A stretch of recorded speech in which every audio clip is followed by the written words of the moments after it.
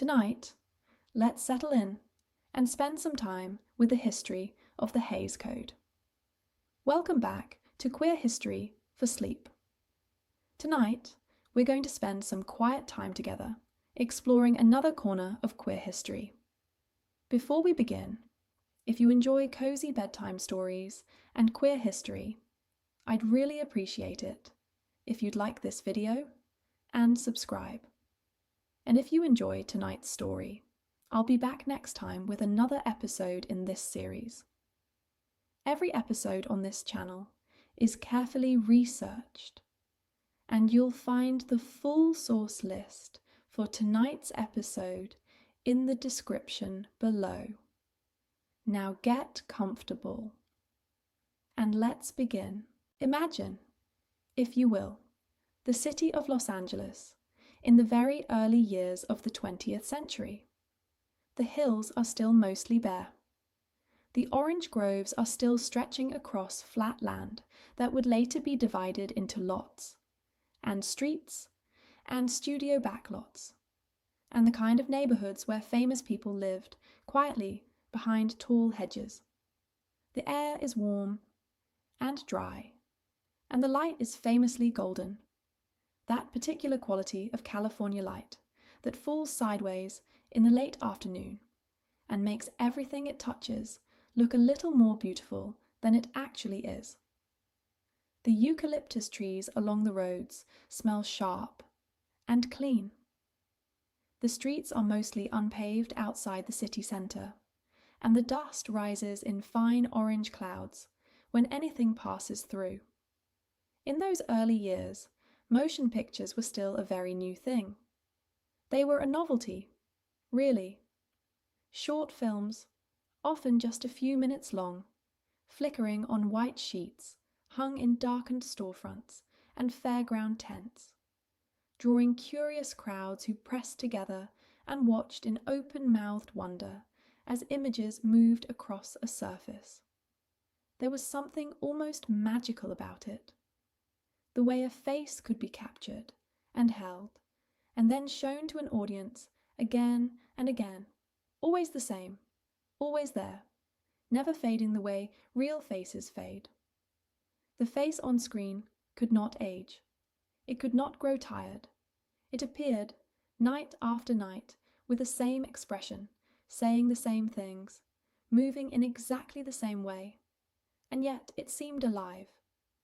It seemed, impossibly, to be there in the room with you, breathing and feeling and present.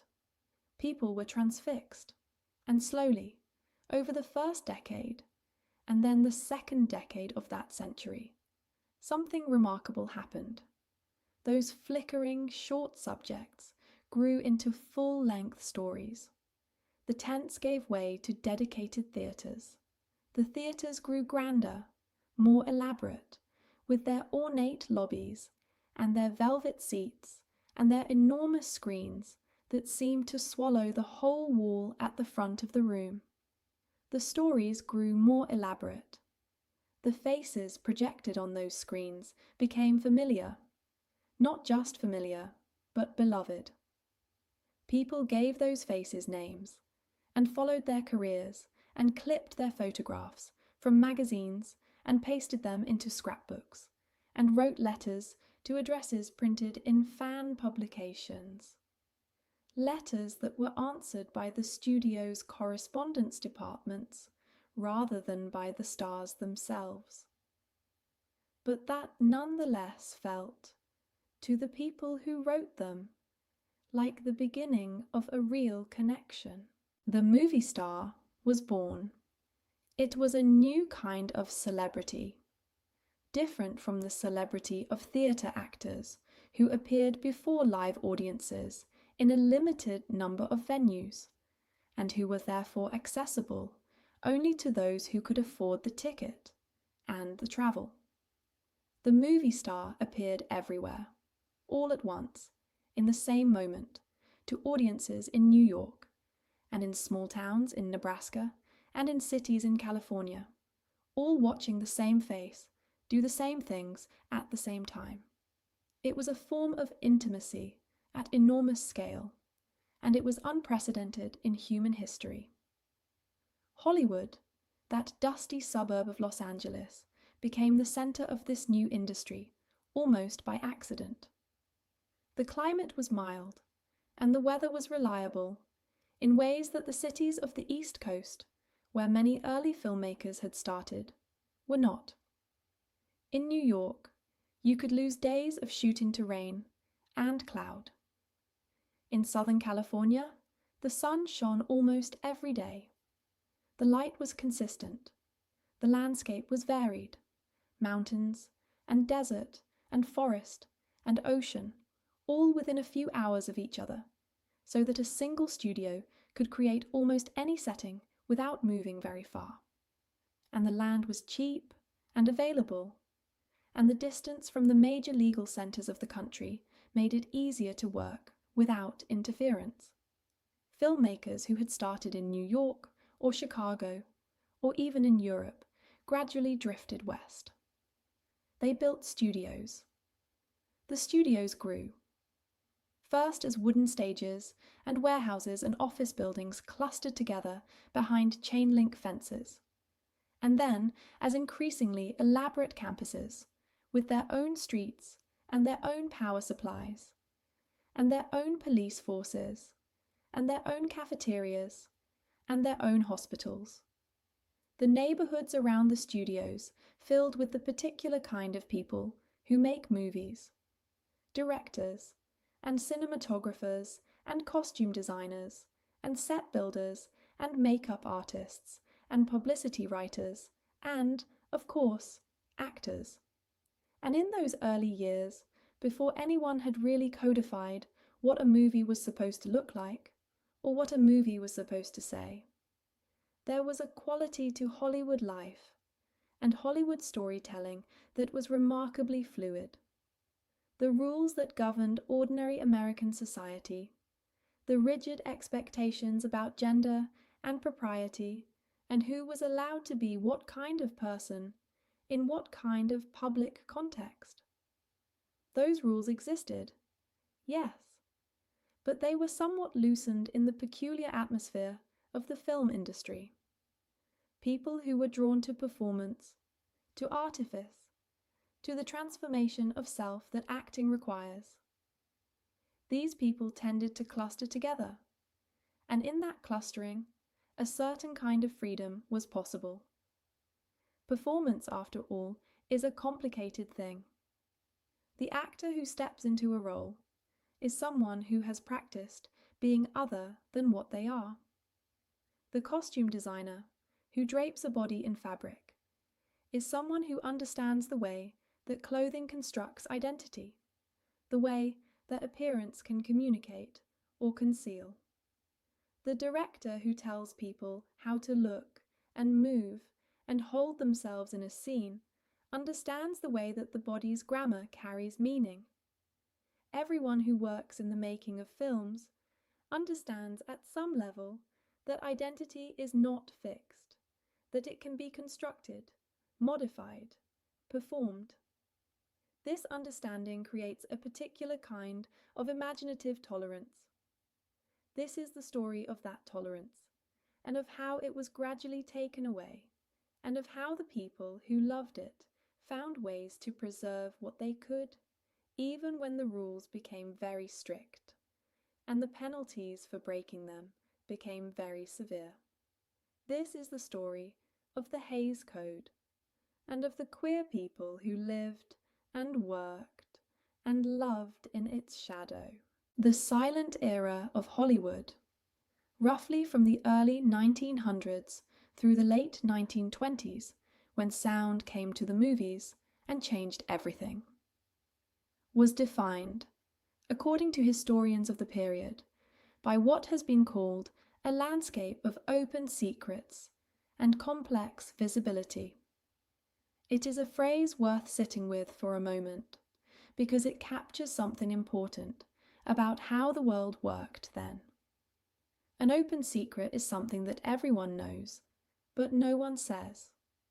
It is a thing acknowledged through glances and implications, through the careful selection of which questions not to ask, and which observations not to voice. It is a kind of collective agreement to allow certain things to exist without naming them. In Hollywood's silent era, queer identities were not explicitly named or acknowledged in any public or official way. The language we use now did not exist then, or existed only in clinical or derogatory forms that were not the language people used about themselves in private. But the reality existed. People fell in love with people of the same sex. People lived in ways that did not conform to the strict Victorian definitions of what men and women were supposed to do and be. And in Hollywood, there was a particular quality of life that allowed this, at least for a time, at least in certain ways, at least in the shadows of the open secret. The silent era was defined by a fluidity, historians have noted, that allowed for the disruption of rigid Victorian gender roles.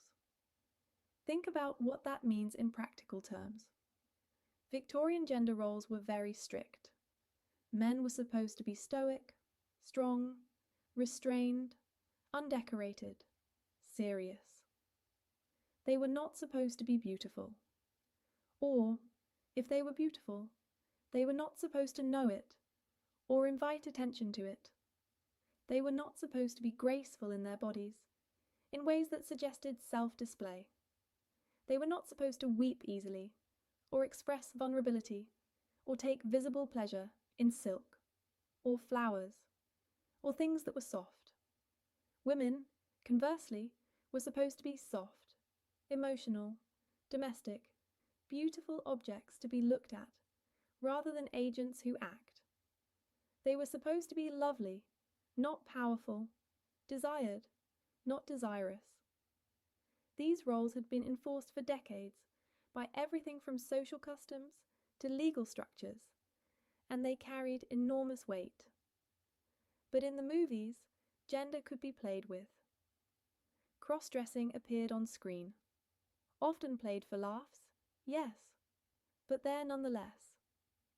Men could be elegant and decorative in ways that would be unusual in ordinary life. Women could be bold and active and physically powerful. The camera lingered on bodies in ways that complicated the simple division between the one who looks and the one who is looked at. And the people making these films, living these unusual lives, in this unusual place, found that certain things were possible that might not have been possible anywhere else. There were reactions to this, of course. Those disruptions to gender and sex roles, as historians have noted, often met with vitriolic, reactionary criticism. The more fluid Hollywood became, the more uncomfortable certain quarters of American life became in response. Valentino arrived in Hollywood in the late 1910s, having worked as a dancer and a bit part actor in New York. And within a very few years of his arrival, he became the most famous film actor in the world. He was extraordinarily handsome, in a way that didn't quite fit the prevailing Anglo-Saxon ideals of the time.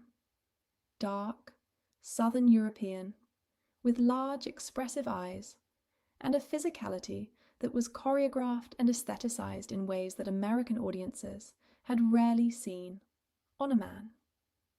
He danced with extraordinary grace. He wore elaborate costumes, turbans and capes, and embroidered coats that would have seemed purely feminine in a different context. He portrayed passion and desire with an abandon that was, for the period, almost shocking. He made the act of wanting visible in himself, which was something that men on screen, and men in life, were not really supposed to do. He became a premier screen idol. Women adored him with an intensity that sometimes seems almost hysterical from the distance of a century. Men were considerably more complicated about their feelings, and that complication had a sharp, defensive edge to it. Because what Valentino represented, with his extravagant dress and his colourful spats, and his willingness to display a choreographed, aestheticized male body on screen, was something that unsettled contemporary observers deeply. He was a man who was beautiful in the way that women were supposed to be beautiful. He was a man who seemed to take pleasure in his own appearance, in the way that women were supposed to take pleasure in their appearance. He was a man whose relationship to his own body, its grace, its expressiveness, its visual appeal, was something that had, in the prevailing cultural understanding, no legitimate place in proper masculinity. And, in the anxious, contested territory of 1920s, American masculinity, this was threatening. The anxiety culminated in what has become one of the most famous hostile press attacks of the era. The Chicago Tribune published a piece labeling Valentino a pink powder puff. It was a deeply cutting phrase, an attack on his perceived effeminacy, a suggestion that he was not properly masculine, that he was soft and scented and powdered in ways that real men were not supposed to be. The piece was cruel in the particular way that newspaper cruelty can be, and it pointed to something important. The rising anxiety regarding non-conforming masculinity was real, was widespread, and was capable of being weaponized against anyone who stepped outside the approved boundaries. Valentino defended himself publicly. He was hurt by the attack, and he said so, and his enormous popularity meant that he survived it, at least professionally. But the incident left a mark on the culture, and it signaled something about where things were heading. The tolerance for gender ambiguity, for men who decorated themselves and moved gracefully through the world, was already eroding. The backlash was gathering. The machinery for enforcing conformity was being assembled. What is particularly striking about the pink powder puff attack, looking at it from a distance, is the anxiety that it reveals. The attack on Valentino's masculinity was not motivated by certainty, but by fear. Specifically, by the fear that the definition of acceptable manhood was unstable, that it could be questioned and complicated, and perhaps even changed. The vehemence of the attack was proportional to the threat that Valentino's existence seemed to pose. If a man could be beautiful and celebrated for his beauty, if a man could be graceful and desired for his grace, what did that mean for the rigid categories that organized social life? The attack was an attempt to shore up a wall that was showing signs of strain.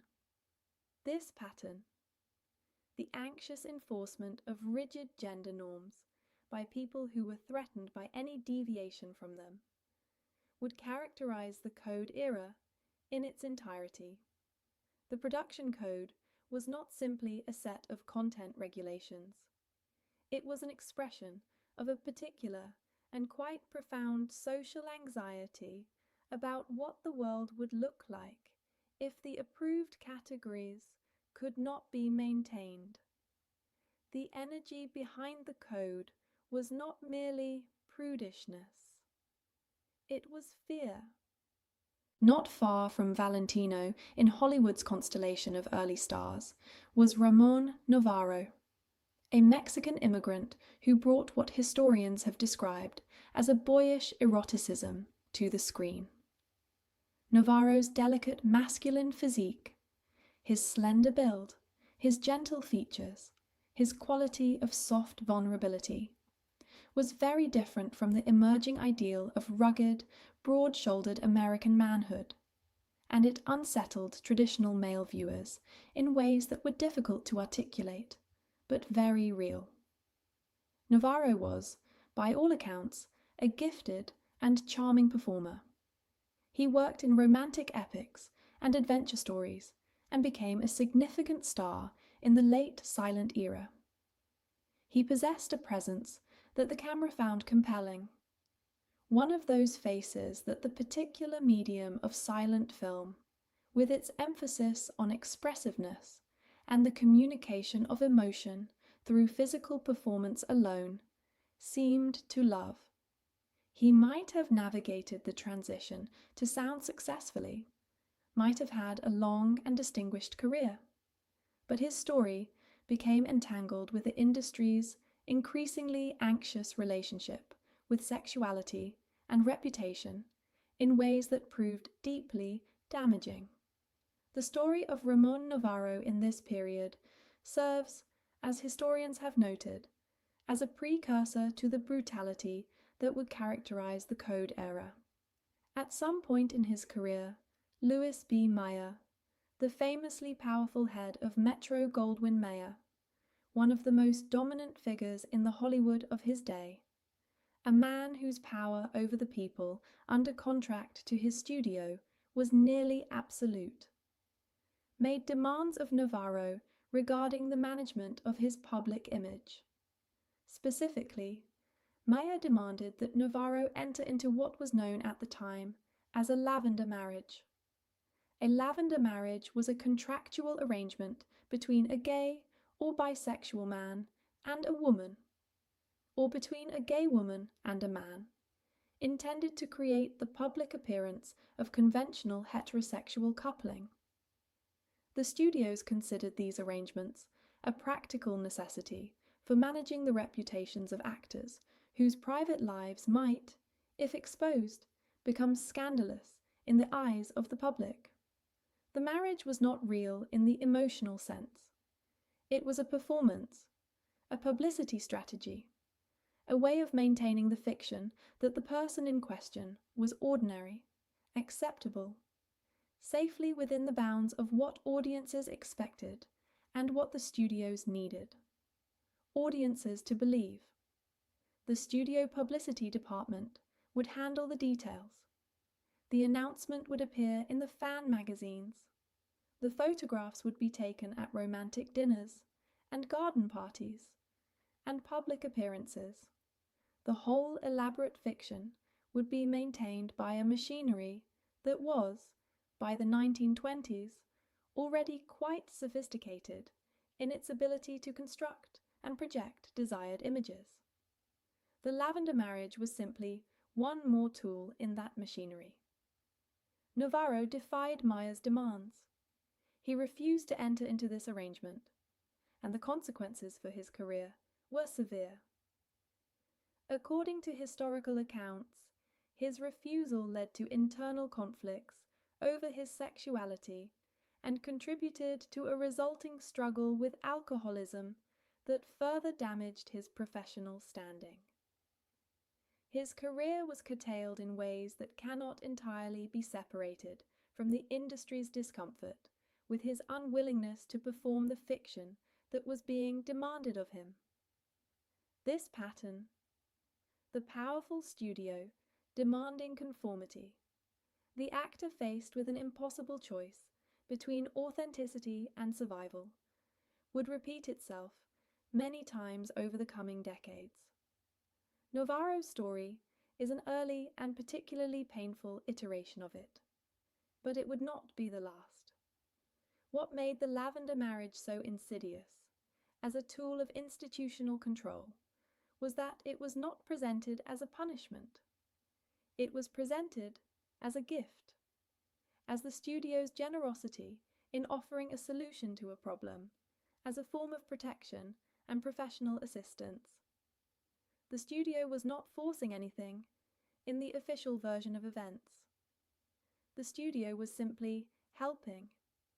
It was providing resources, expertise, the powerful machinery of its publicity department to help manage a difficult situation. The actor who refused was not someone being coerced.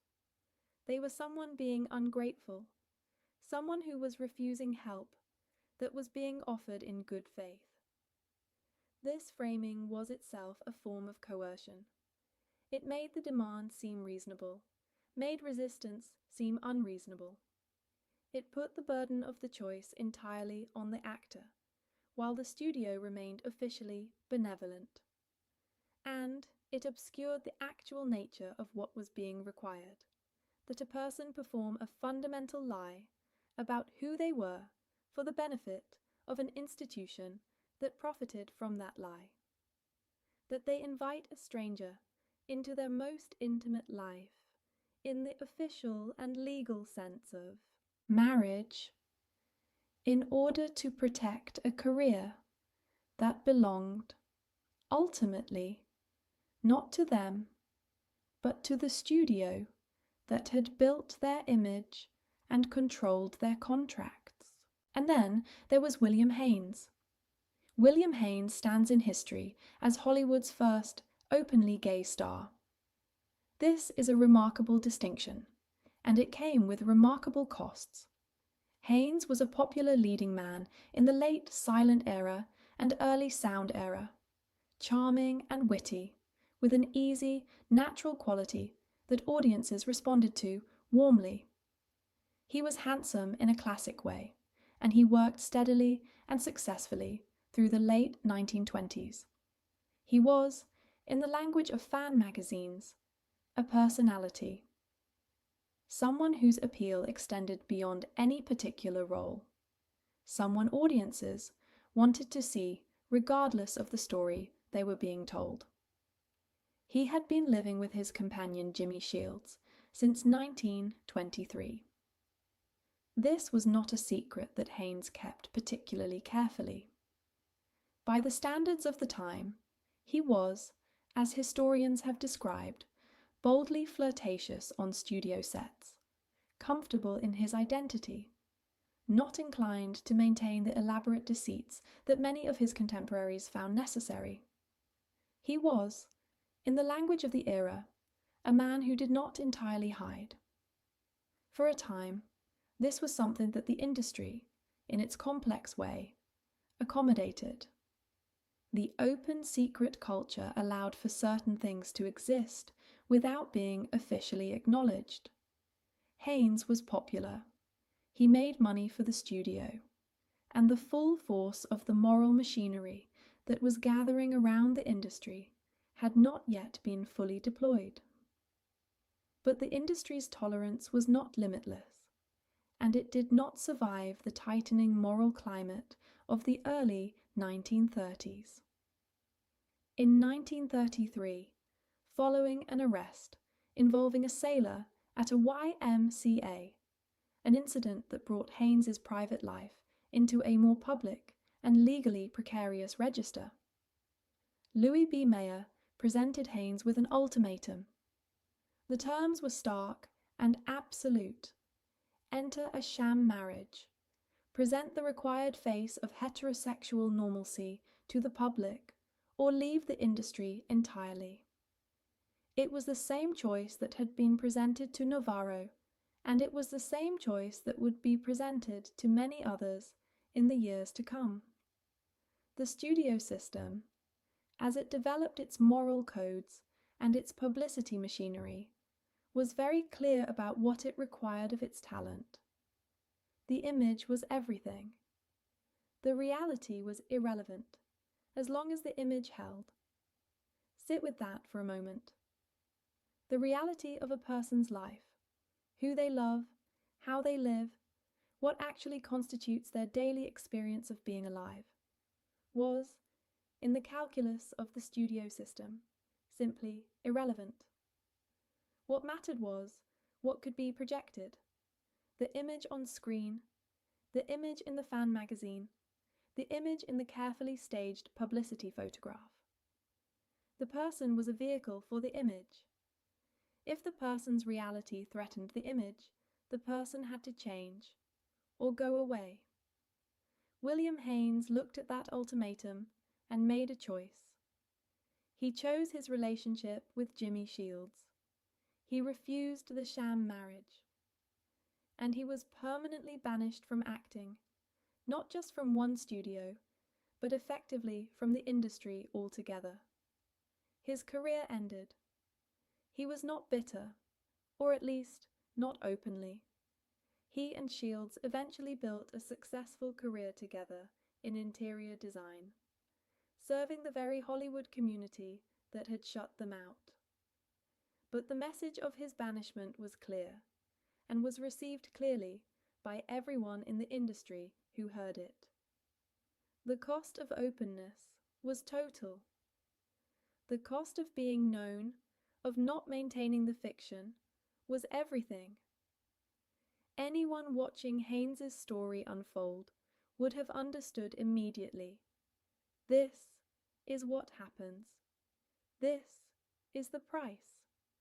As the 1920s gave way to the 1930s, the institutional machinery for enforcing these standards was being constructed in earnest. The year 1922 had seen the formation of the Motion Picture Producers and Distributors of America, an organization that would serve simultaneously as the film industry's lobbying arm and its primary self-regulating body. The formation of this organization marked the beginning of a long process through which the industry, feeling the heat of public pressure and the threat of government intervention, decided to police itself. The pressures that had led to its formation were real and specific. The early 1920s had brought a series of high-profile scandals involving Hollywood figures, incidents that had attracted the kind of press attention that made the industry look less like a wholesome entertainment business and more like a community where the normal rules of decent behavior did not apply. Audiences might tolerate a great deal in the privacy of fantasy, but they required the fantasy to be maintained. When the people who appeared on screen turned out to have private lives that seemed disorderly or immoral, the enchantment was threatened. Studios were businesses. Their product was public entertainment, and public entertainment depended on public goodwill. Religious groups were mounting campaigns against Hollywood's influence on public morality. Politicians were making threatening noises about federal regulation. The industry recognized that it needed to do something that looked like taking the situation seriously, and that something needed to have a face, a respectable, authoritative, recognizably decent face attached to it. The man chosen to lead this new organization was Will H. Hayes, a former congressman from Indiana, a former Postmaster General of the United States, a Republican of considerable standing and conservative respectability. Hayes was chosen deliberately and strategically.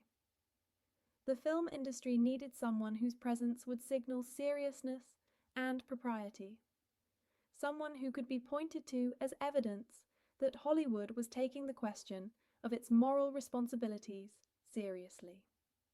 Hayes looked the part.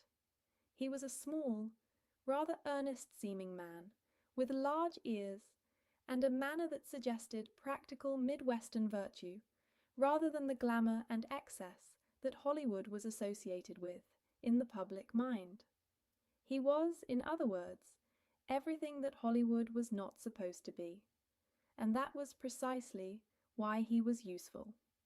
The organization under Hayes functioned with a core mandate that was rather bluntly characterized as the squelching of bad publicity, the prevention of the kind of scandals and controversies that might invite governmental intervention or public boycotts and thereby damage studio profits. This was, at its root, an economic calculation. The studios were businesses. Their product was public entertainment, and public entertainment depended on public goodwill. There is something worth sitting with here about the nature of the institution that was being built. It was, in its stated purpose, about protecting the industry from the consequences of bad behavior. But in practice, it became something more. It became an institution that defined what kinds of people and what kinds of lives were acceptable, and used that definition to regulate both the content of films and the lives of the people who made them.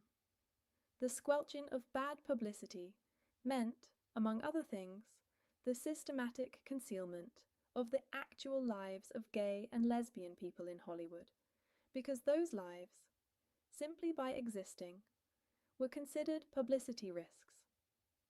This is a significant thing to recognize. The organization was not, at its founding, explicitly designed as an anti-gay institution. It was designed to protect profits. But the way it chose to protect profits, by constructing and enforcing a particular vision of wholesome Americanness, had profound and specific effects on queer people because their lives did not fit the vision being enforced. The economic calculation and the moral policing were not separate things. They were two expressions of the same institutional logic. The code that was drafted and eventually passed in 1929 provided a complex set of moral standards designed to sanitize the personal lives of actors and the content of their films. Both things are important, not just the films, but the lives of the people who made them. The code's ambitions were comprehensive. It wanted to regulate not just what appeared on screen, but what Hollywood was seen to be, as a community, as a culture. Before full enforcement arrived, there was a period, roughly from the time sound came to the movies, in the late 1920s through the early 1930s, that film historians often call the pre-code era. In these few years, while the production code existed on paper, but before its enforcement had any real teeth, Hollywood produced films that look, from the distance of a century, almost startlingly frank. Films in which women pursued their own desires and were not automatically punished for it. Films in which characters navigated moral ambiguity without being required to arrive at the approved conclusion. Films in which the world outside the conventional nuclear family was shown as a real place, with real people living real lives in it. These films, made in those brief years between the arrival of sound and the establishment of full enforcement, represent a kind of road not taken, a vision of what Hollywood storytelling might have been if the moral machinery had not been assembled and deployed. They are remarkable to watch now, these pre-code films. They have a quality of directness, of honesty, that was quickly stripped away after 1934. The topics that would become forbidden appear in them with a matter-of-factness that suggests people had not yet fully understood that these topics were going to become forbidden. For queer audiences, the pre-code era had offered something precious, glimpses, at least, of representations that were not entirely framed as jokes or threats. It had offered the small, irregular comfort of recognition, of seeing something on screen that gestured toward the reality of lives the screen was not officially supposed to acknowledge. These glimpses were not sufficient. They were not the full representation that people deserved. But they were something, and their disappearance after 1934 was a real loss, felt by real people who had been aware of their presence. There is a specific quality to the experience of losing something you had not fully realized you needed until it was gone. The pre-code representations were not comprehensive, not dignified in the way that honest representation would have been. But they were there, and then they weren't, and the contrast, the before and the after of enforcement, was palpable to anyone who had been paying attention. The screen that had been, in its incomplete way, somewhat present to queer audiences, became a screen that was systematically, deliberately, institutionally absent. After 1934, those films became essentially unavailable to most audiences. They were removed from circulation, not shown in re-release, held in studio vaults. For many years, a generation of film goers would grow up not knowing that these films had existed, not knowing that the screen had once been a more complicated and more honest place. The code did not just prohibit certain things going forward, it helped to erase what had already been done. Then, in 1934, the Production Code Administration was established, with a man named Joseph Breen at its head.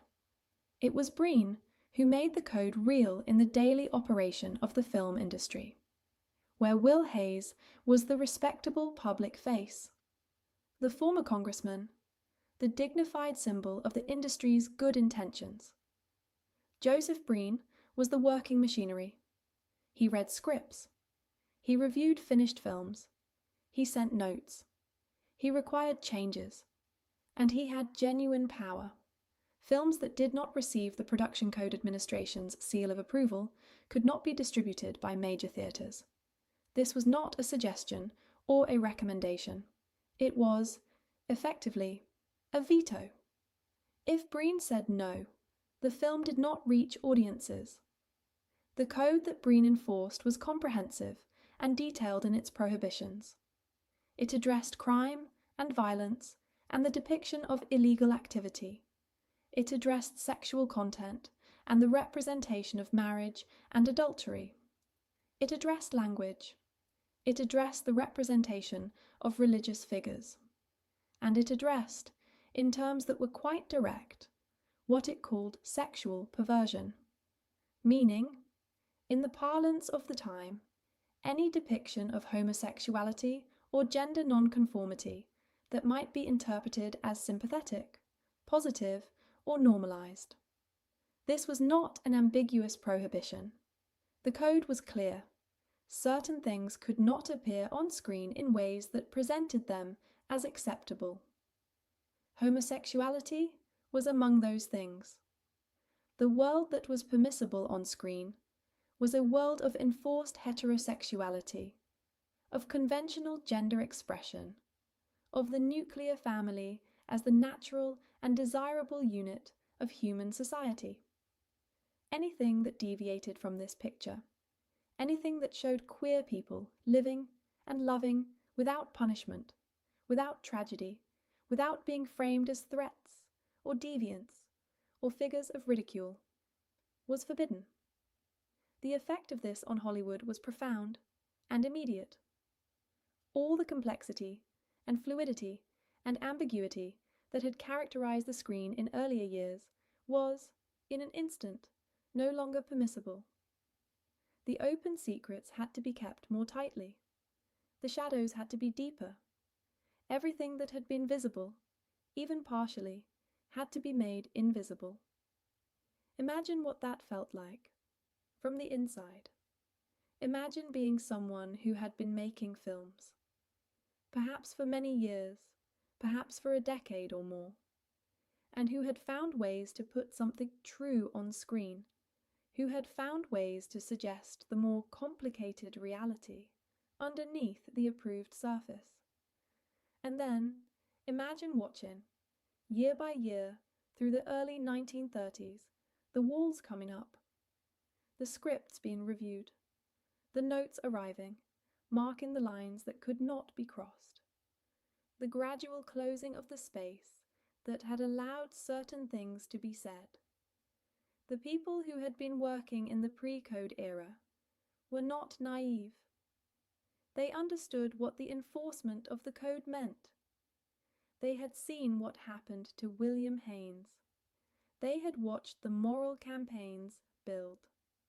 And they made their calculations about what they were willing to risk, about what they could still do within the new constraints, about what had been permanently taken away. Imagine the mornings when a script came back marked up, the careful bureaucratic language of Breen's office, noting that a particular scene required modification, that a particular relationship needed clarification, that a particular character's nature was unclear and required adjustment to fall within acceptable bounds. The language was always careful, always clinical, always couched in the vocabulary of the code, rather than in any frank acknowledgement of what was actually being prohibited. You did not receive a note saying outright what could not be permitted.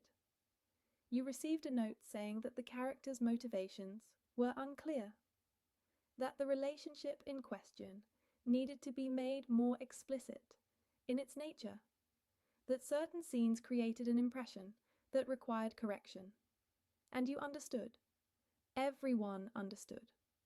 The careful, indirect language was not a form of ignorance, but a form of institutional decorum. The mechanism by which the prohibition could be enforced without being named. The way the code could erase things without ever having to say directly what it was erasing. It was a language designed to be understood by those who needed to understand it, while maintaining the fiction, for the record, that nothing was being suppressed. There was a practical skill that developed among writers and directors who worked in this era, of reading these notes and understanding what they actually meant versus what they officially said, of knowing which changes were required and which might be negotiated, of understanding where the line was and how close to it you could work without crossing. This was not a skill that anyone taught formally. It was learned through experience, through watching what passed and what did not, through the quiet education that happened within the community of people who were all navigating the same constraints and who shared, in the careful private language that communities under pressure develop, what they had learned. Some left. Some retired, or reduced their work, or found ways to be elsewhere. Others stayed and found new ways to work. The creative ingenuity that the code era would later produce, the coded language, the subtle subversions, the meaning embedded in the spaces between what was permitted. That ingenuity was born from necessity. It was the response of creative people to severe constraint. It was, in its own way, a remarkable thing to watch develop. What the Production Code Administration demanded, in practice, was a screen world that looked a particular way. The heterosexual couple at the centre of the story. The family as the horizon of human happiness. Men who were strong and decisive and unambiguously masculine. Women who were loving and nurturing and unambiguously feminine. Desire channeled always toward the socially approved outcome of marriage and domestic life. As the industry prioritized a narrow definition of masculinity, exemplified by the ruggedness of its leading men, gay actors were forced into a state of permanent professional and personal secrecy. These were the templates now. The strong, certain, heterosexually oriented man, the woman who was soft and desirable and ultimately devoted to home. If you did not fit this template, if your way of being in the world was something other than what these templates prescribed, you had a choice. You could perform the template, constructing a public self that conformed to what was required, or you could be removed. For gay men and lesbian women working in this industry, the gap between the image and the reality was something they lived with every day. The template was right there, visible in every film they made, visible in every promotional image, visible in the men and women who were celebrated and rewarded and protected by the system. The gap between what they were and what the system wanted them to be was not abstract. It was concrete, daily, built into the very walls of the studios where they worked. Dorothy Arzner occupies a remarkable and somewhat solitary position in the history of Hollywood in the Code era. She was, by historical account, the lone female director working within the major studio system during this period. Not a peripheral figure, not a one-film curiosity, but a genuine veteran of the industry who had worked her way up through every level of the production process, from typist to screenplay editor to cutter to director, and who commanded real professional respect from those around her. Arzner's work is described by historians as having consistently challenged what was called the male spectator and female sexual spectacle dynamic. The assumption, built into the very grammar of Hollywood filmmaking as it was developing in the 1930s, that films were made for the pleasure of a male viewer who looked at female characters as objects of visual pleasure rather than as agents in their own right. Arzner worked against this assumption, using the female point of view to tell stories in ways that gave her female characters complexity and agency and interior lives that went beyond their function as things to be looked at. And she did this from a position that was itself a form of quietly subversive performance.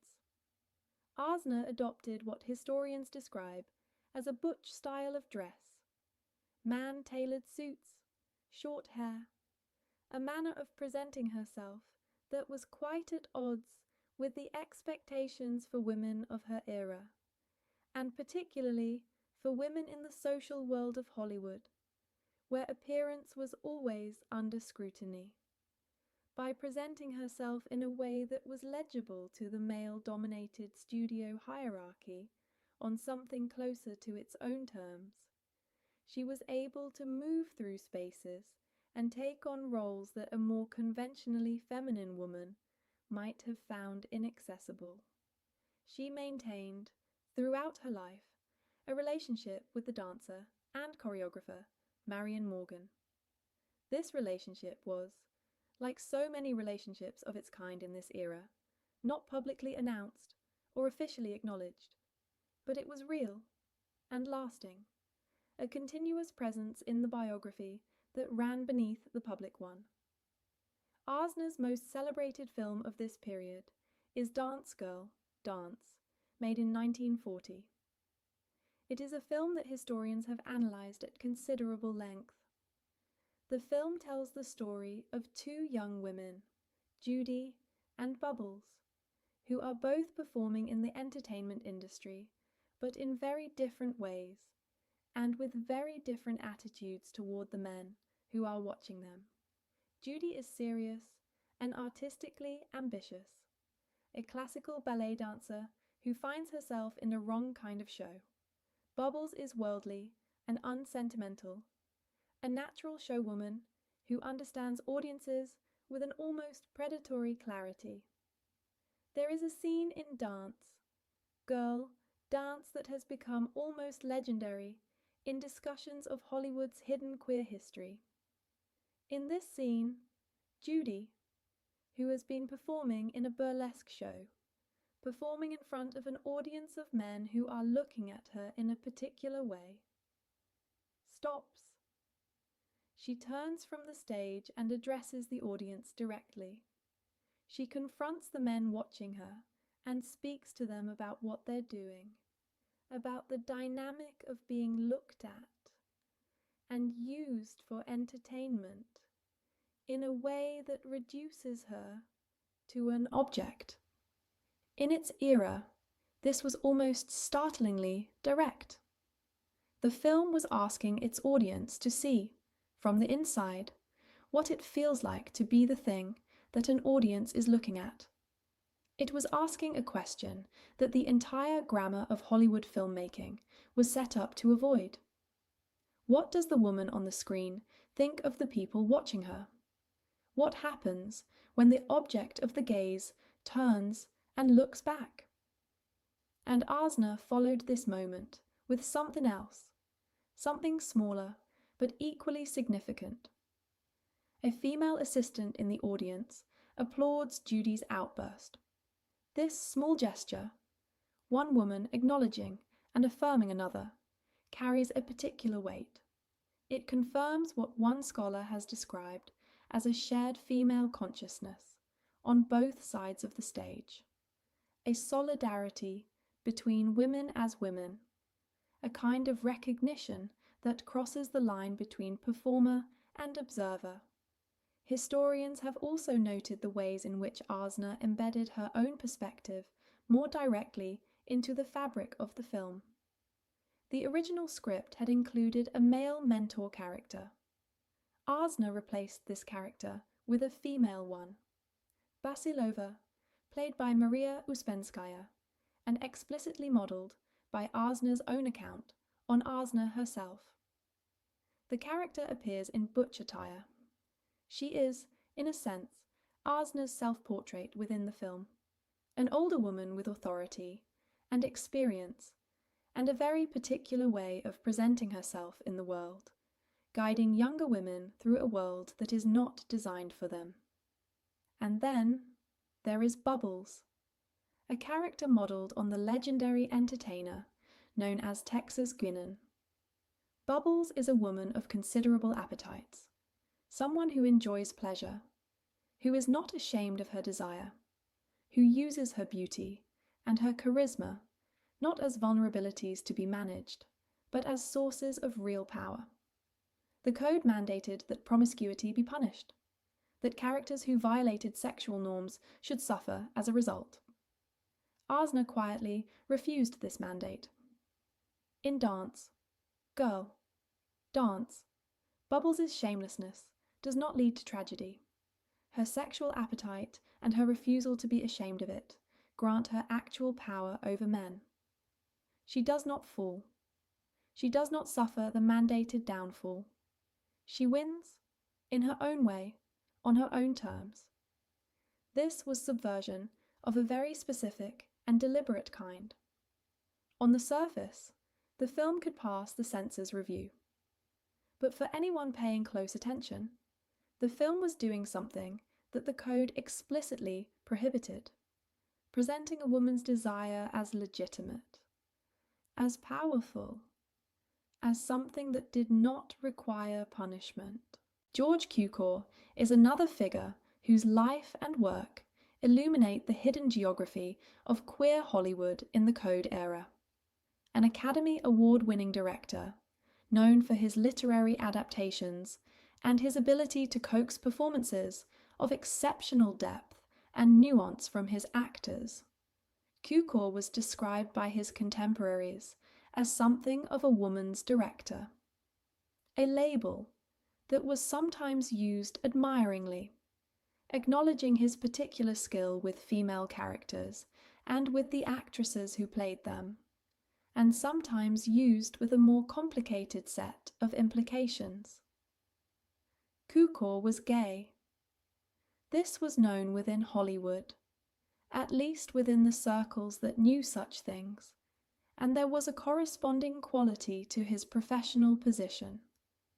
Not threatened exactly, because he was too successful and too respected for the industry to easily dispense with him, but always potentially vulnerable, always dependent on the willingness of those above him in the hierarchy to maintain the tacit agreement not to make an issue of what was known. But perhaps more significant than any individual film was what Cukor's home represented in the social life of Hollywood during these years.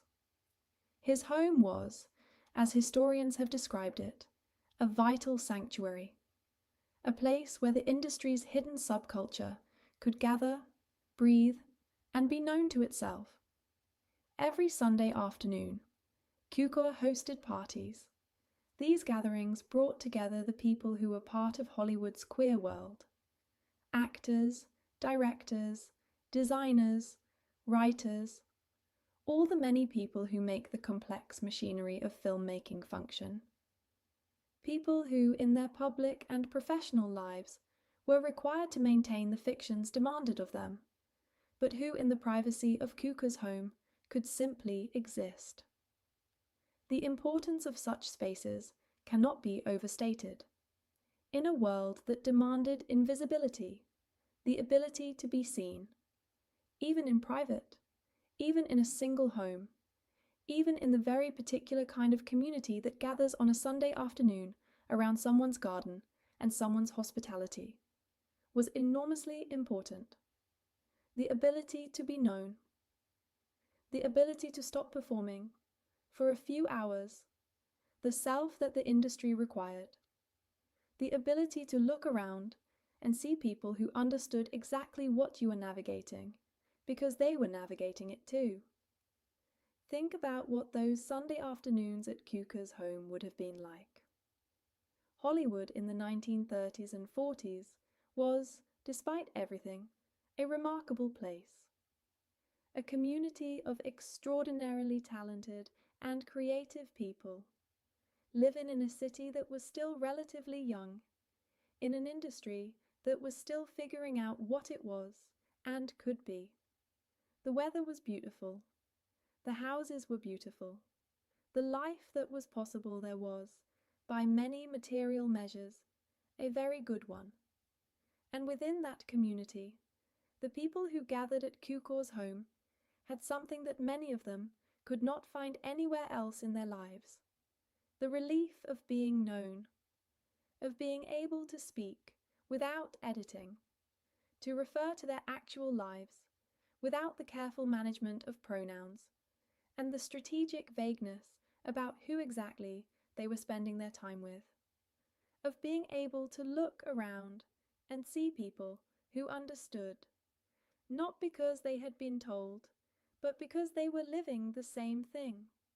The particular texture of that relief, the specific quality of being able to relax the vigilance that daily life required, is something that is hard to describe to someone who has never needed it.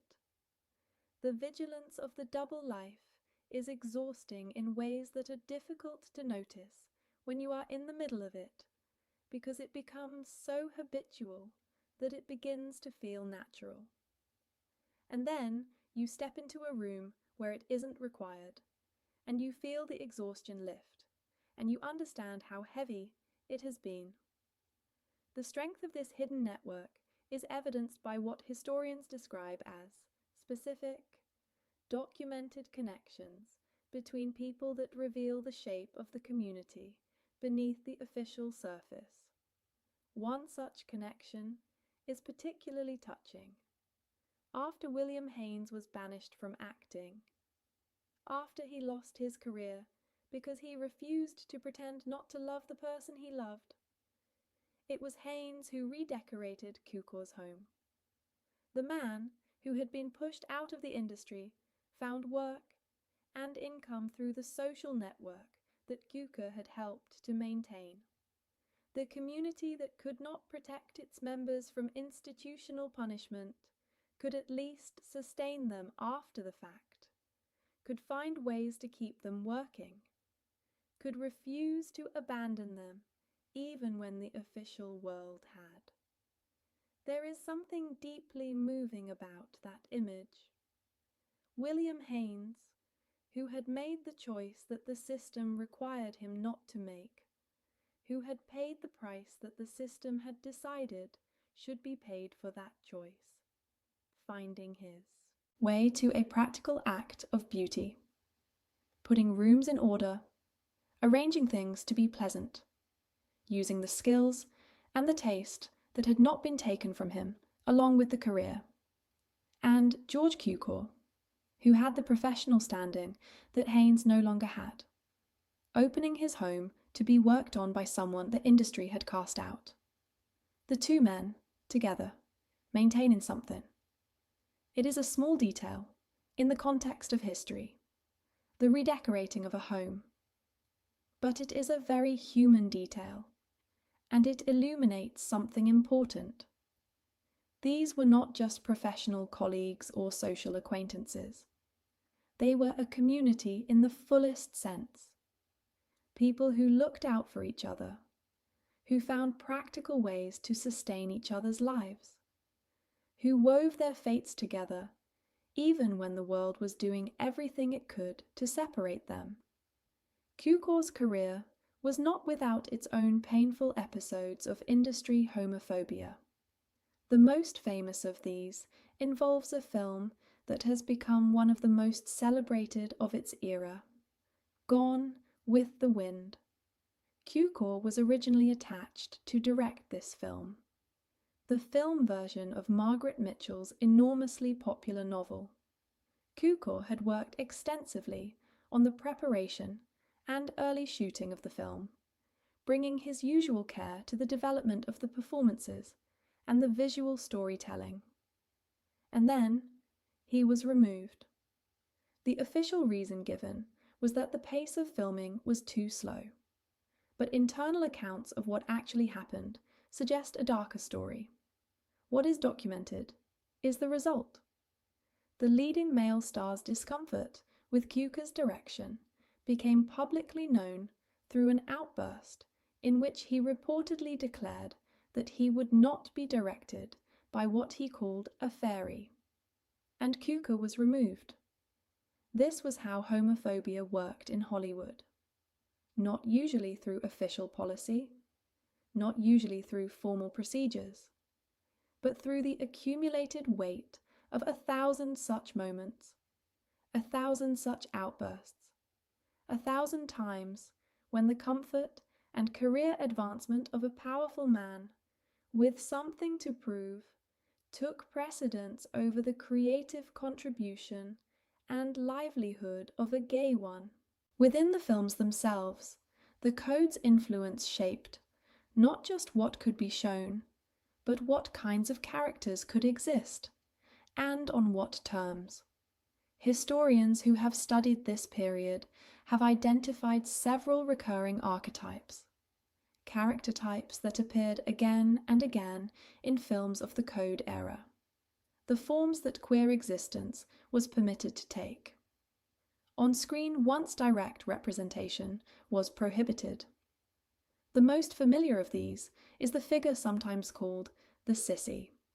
Rooted in the cultural moment that had produced the pink powder puff attack on Valentino, this type used effeminacy to signal what the Code era understood as deviance.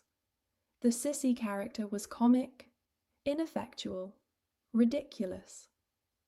Someone whose failure to conform to masculine norms was presented as a source of gentle mockery, rather than as a genuine way of being in the world. These characters were allowed to exist on screen precisely because their existence was framed as a joke at their own expense. They provided comic relief. They were useful as background colour, as contrast to the properly masculine heroes. Their gender nonconformity was present, yes, but it was weaponized, turned into a way of reassuring the heterosexual majority audience of its own dominance and normality. The message the sissy character carried was, this is what not masculinity looks like. Isn't it ridiculous? Doesn't it confirm how right and natural and inevitable the alternative is? This was, as historians have noted, a particularly insidious form of representation. The sissy character acknowledged queer existence while simultaneously demeaning it. It allowed audiences who were themselves queer to see something on screen that they might recognize, while ensuring that what they recognized was framed as contemptible. The message was clear. You exist, but you are a joke. Your existence on screen is permitted only because it serves to confirm, by contrast, the normality of everyone else. There was another archetype, perhaps even more damaging in its implications, what historians have called the predatory trope. This archetype presented the queer character as a threat, specifically as a threat to the conventional family unit, to the domestic arrangements that the code held up as the proper foundation of civilized life. The homosexual in this framing was not simply different, but actively dangerous, a force of corruption and destruction that entered the normal world and contaminated it. There was also the trope that might be called the monstrous, or the shameless, connected to the code's specific mandate that what it termed promiscuity must be punished. Characters who violated sexual norms were required to suffer for those violations. The suffering was the moral lesson. The downfall was the point. If a character pursued desire outside the approved channels, if they were sexual in ways that did not lead to the conventional outcome of marriage and family, then the code demanded that this must end badly. It was against this specific mandate that Dorothy Arzner's handling of Bubbles. In Dance Girl, dance stood as a quiet act of resistance. Arzner gave her character the power to survive and to thrive in her shamelessness, refusing the narrative of punishment that the code had made the required ending. These were the terms on which queer people were permitted to exist in the films of this era. As jokes, as threats, as cautionary figures whose lives demonstrated what happened to those who strayed from the approved path. Positive, sympathetic, fully human representation was simply not permitted. What this meant for queer audiences, and queer audiences were watching these films, just as they had watched the films of the silent era, just as they would watch the films of every era, is difficult to fully comprehend from the outside. To see yourself reflected consistently in terms of contempt and danger, to have the screen, which was so central to the culture's imagination of itself, be a space from which you were either excluded or welcomed only on humiliating terms. To watch the stories that everyone around you was watching, and know that in those stories, people like you were either invisible or monstrous. It was its own kind of wound. A wound that was administered in theatres, in the warm dark, surrounded by people you might not know, watching something that was supposed to be entertainment, and finding in it a systematic message about your own place in the world. Beyond the directors and the high-profile names, there was the question of audiences. The queer audiences who sat in the dark of movie theatres across the country, watching the approved stories play out on screen. These audiences were not small. They were not marginal.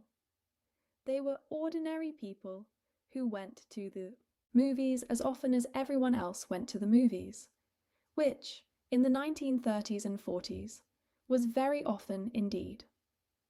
Going to the movies was one of the central leisure activities of American life in those decades. People went once a week, some more often. The movie theatre was a social space, a cultural space, a shared imaginative space in which the stories that a culture tells about itself were projected for everyone to see. And in that shared space, queer audiences watched. They watched as sissy characters and understood what was being said about people like them.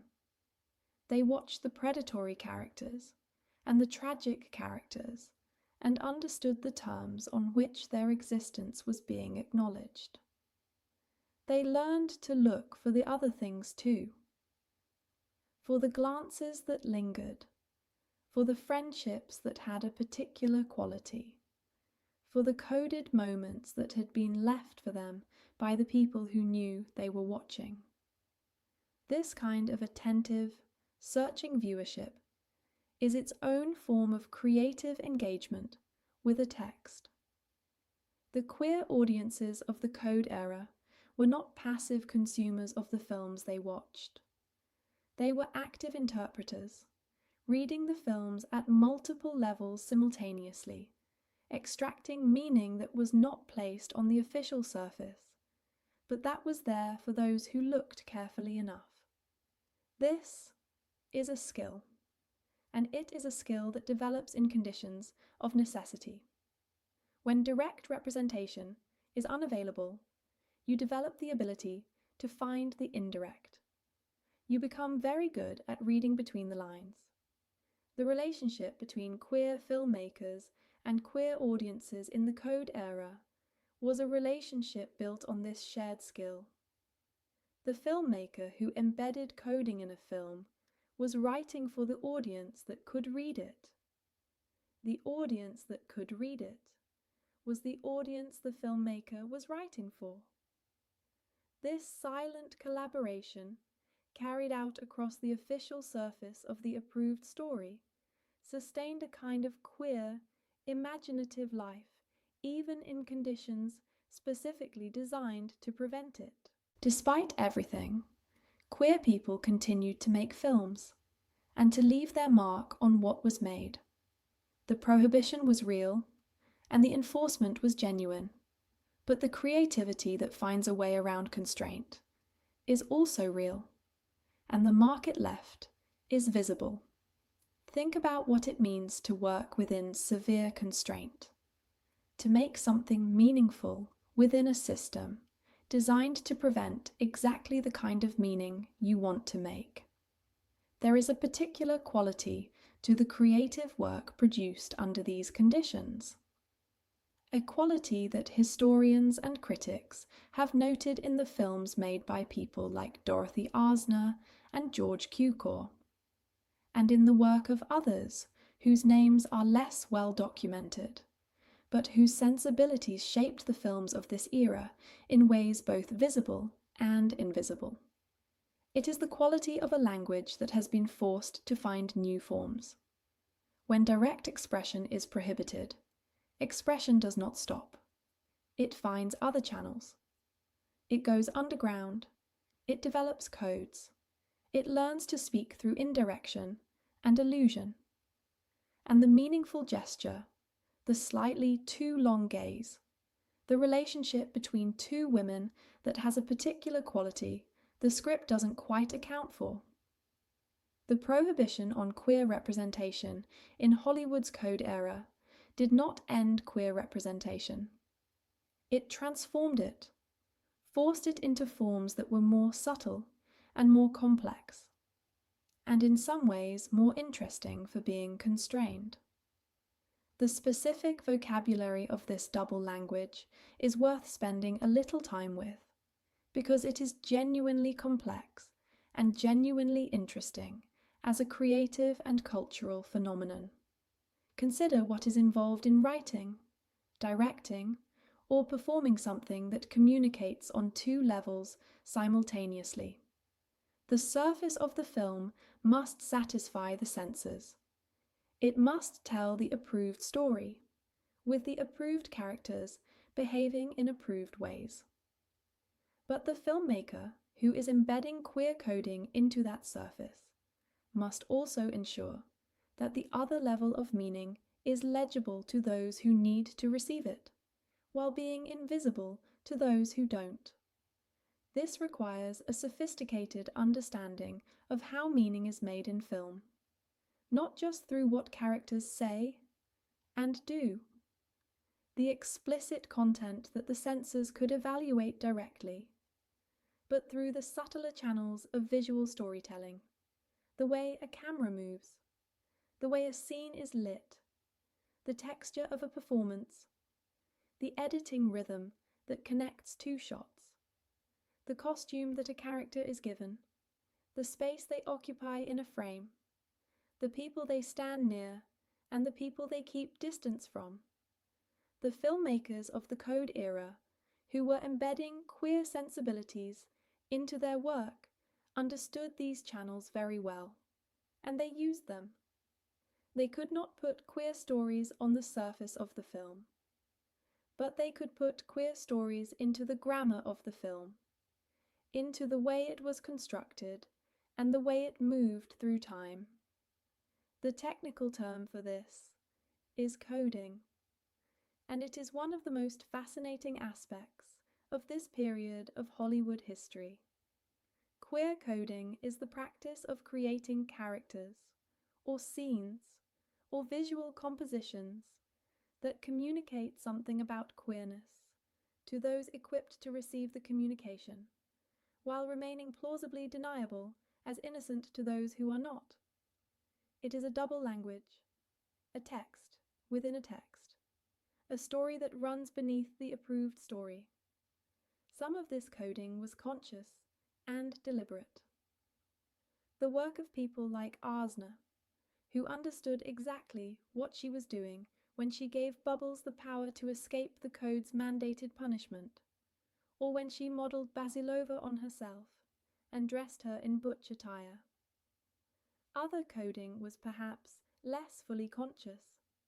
The accumulated weight of queer sensibility in a performance, the particular way a director lit a scene or moved a camera, the texture of attention that an actress brought to a moment between two female characters that the script had not given a specific emotional direction.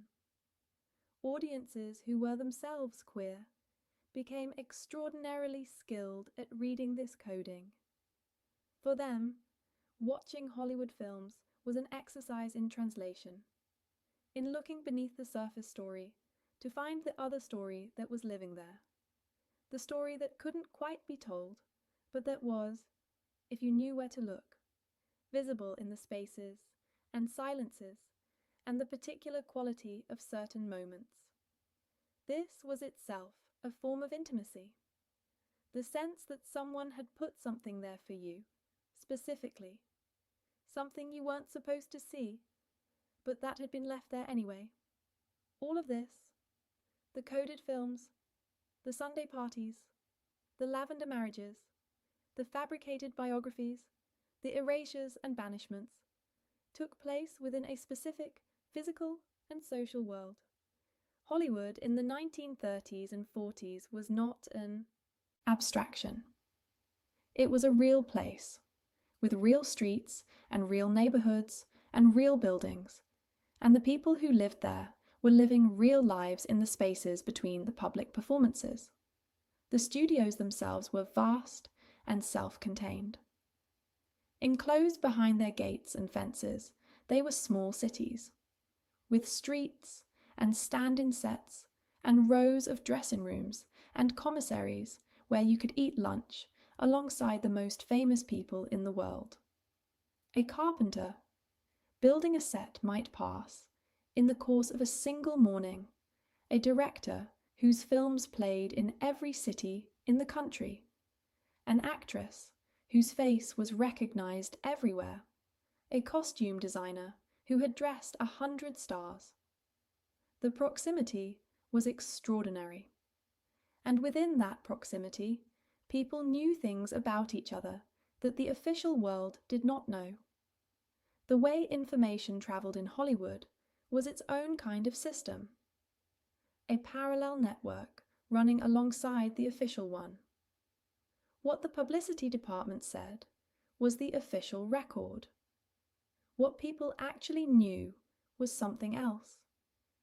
And in the particular closed world of the studio system, everyone knew a great deal about everyone else, because everyone worked together, ate together, drove through the same neighborhoods, shopped in the same stores, lived within a few miles of each other, and sometimes within a few blocks. For queer people in this world, the double life had a very specific texture.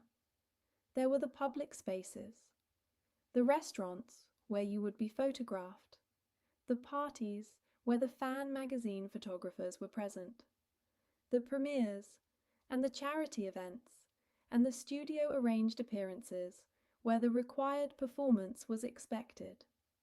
And then there were the other spaces, the private homes, the out-of-the-way restaurants where the photographers didn't come, the friends' houses, the Sunday afternoons at Kukors. The geography of a double life becomes, over time, second nature. You know which spaces require which self. The actors who lived through the Code era as gay or lesbian people faced a particular and very specific kind of pressure. The Code affected not just what appeared on screen, but how those who made the films were required to present themselves in public. The industry's publicity machinery, which was enormous and very sophisticated by the 1930s and 40s, was deeply invested in maintaining the wholesome images of its stars. And wholesome, in this context, meant heterosexual. The studio system, at the height of its power, was, among other things, a system for the management of identities. Actors were under contract, often long-term contracts that gave studios enormous control over their public and even their private lives. The studio publicity department crafted the stories that appeared in fan magazines and gossip columns. They arranged the photo shoots, managed the appearances, negotiated the interviews. They decided what the public knew and what it didn't know. They constructed, when necessary, elaborate fictions of heterosexual normalcy. The psychological cost of this systematic deception, the requirement to maintain, day after day and year after year, a public identity that was not true, was profound. Historians studying this period have identified what they describe as a state of internalized homophobia and profound psychological stress among those who were required to live these double lives. That phrase, internalized homophobia, describes something specific and terrible. It refers to the process by which the hatred that a society directs outward toward gay people is absorbed by gay people themselves, becoming a self-directed force. When every message you receive from the culture around you tells you that what you are is wrong, shameful, dangerous, not quite fully human, and when you have absorbed those messages since childhood, before you had the language or the framework to question them, it is very difficult not to come to believe them, at least in part, at least in the dark hours. The self-contempt that results is one of the cruelest effects of a culture of suppression, because it means that the damage the system does to its targets is carried inside those targets, not just outside them. Raymond Burr is one of the figures whose story illuminates this dimension of the Code era with particular clarity. Burr was a successful actor, known to later generations primarily through his work in long-running television series. But for the purposes of this story, what matters is the life he built and maintained behind the screen. For 40 years, a span of time that encompasses the most productive and public decades of his career, Burr maintained what historians describe as a fabricated imaginary world. This was not a small fiction, but an elaborate and comprehensive one, built up over years and maintained with tremendous care and effort. He invented 3 fake marriages. He invented a fictional son, a child who had never existed, and then invented a tragic death for that child, claiming the boy had died of leukemia. He constructed, in detail, the appearance of a conventional life that he did not have.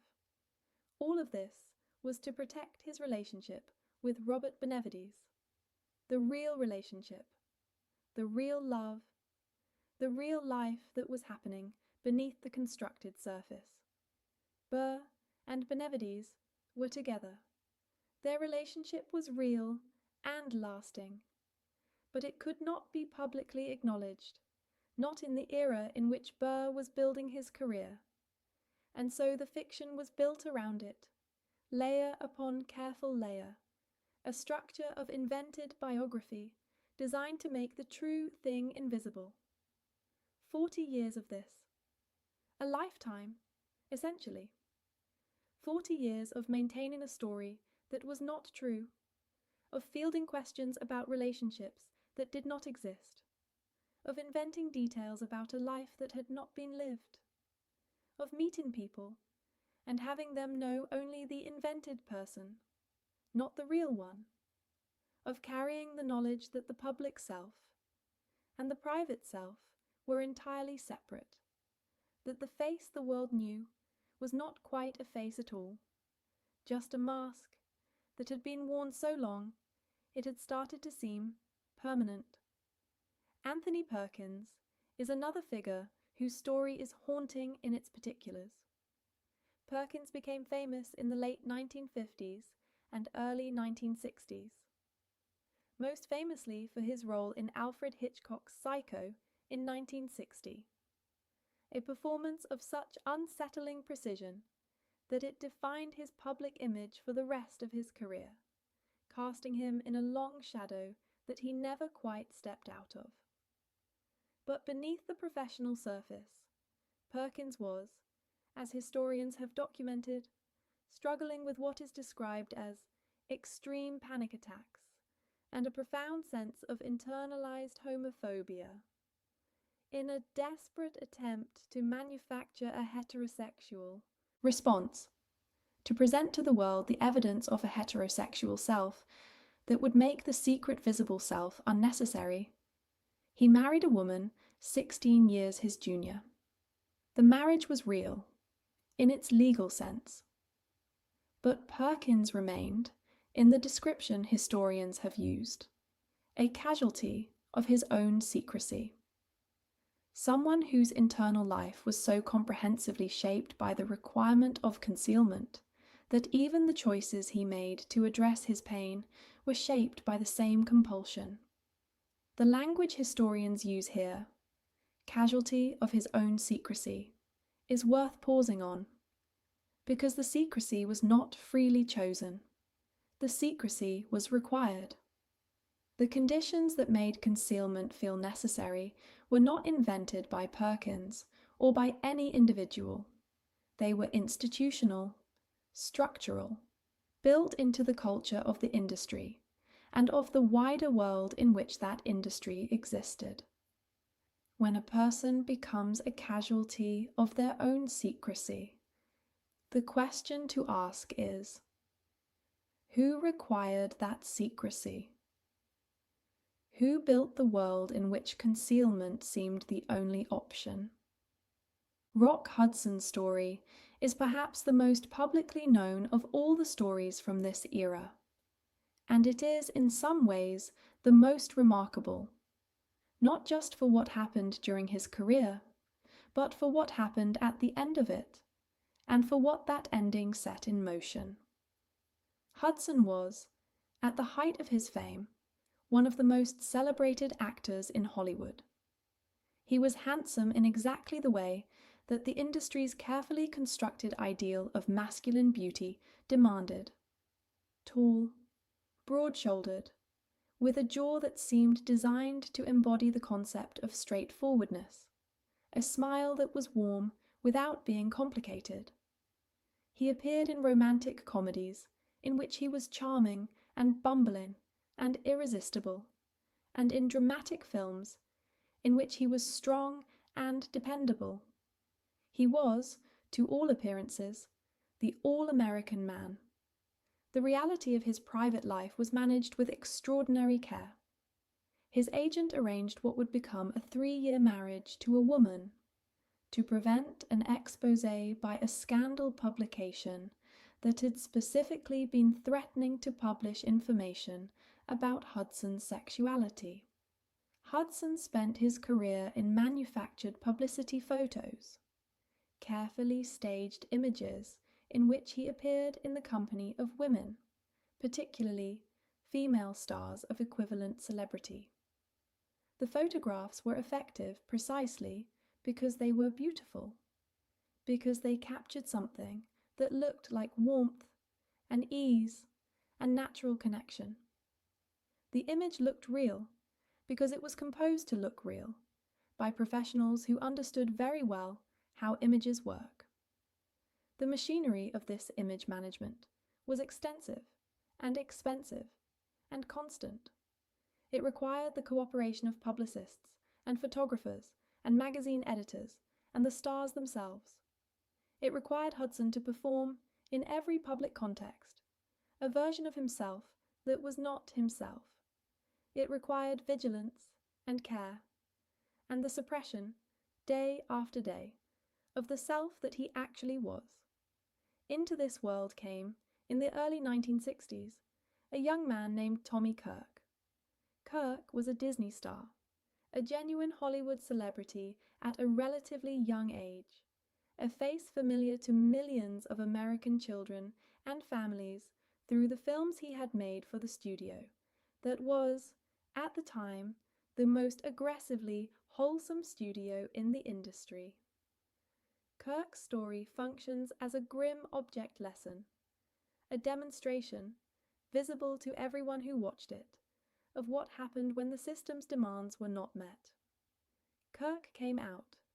He was honest about his sexuality in an era when honesty of this kind was not merely professionally risky, but effectively professional suicide.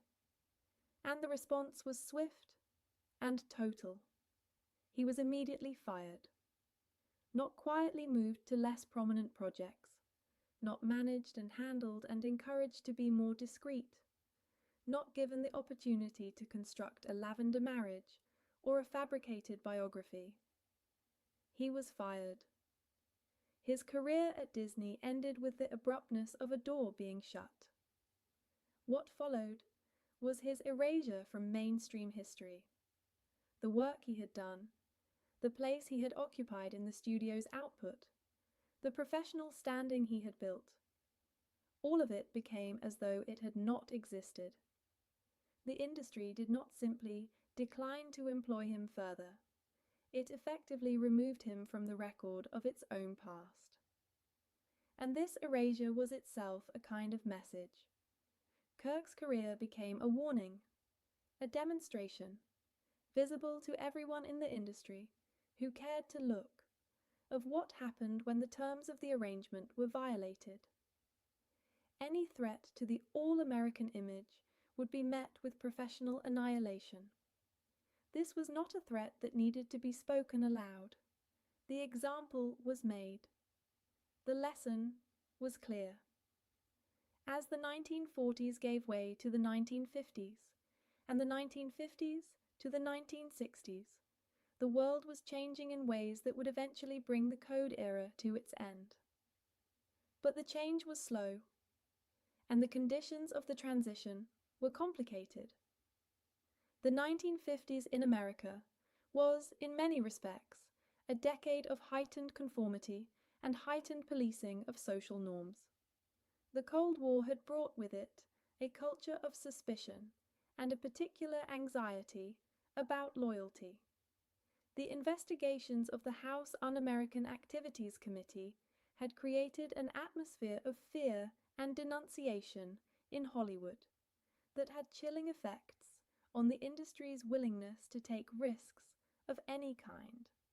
The blacklist destroyed careers and created a climate in which self-censorship was the rational response to an irrational system. Gay people were not the only targets of 1950s America's regulatory anxieties, but they were very much among them. The federal government had issued executive orders excluding gay and lesbian people from government employment. The reasoning was circular and self-reinforcing. The very fact that gay people had to hide made them vulnerable, and that vulnerability was then cited as a reason to force them to hide further. But it was very effective at spreading fear and suppressing visibility at every level of American life. In Hollywood, the 1950s brought new pressures and new forms of scrutiny.